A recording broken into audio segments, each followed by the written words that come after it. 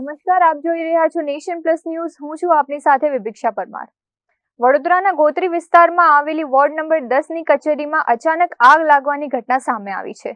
કચેરીમાં એકાએક આગ ફાટી નીકળતા ત્યાં હાજર લોકો અને કર્મચારીઓમાં ભારે અફરાતફરી મચી ગઈ હતી.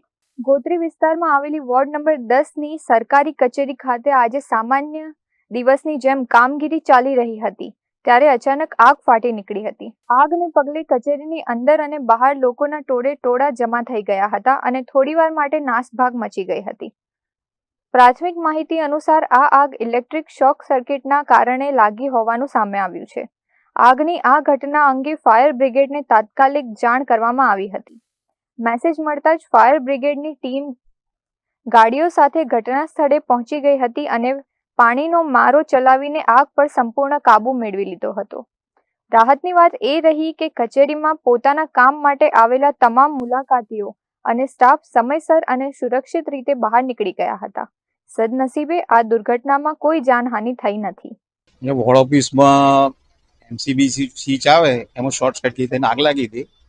અમને કોલ મળતા તુરંત વાસના ફાયર સ્ટેશનથી આવીને આગ ઓલી નાખેલી છે. કોઈને કોઈ જાનહાનિ કશું છે નહીં.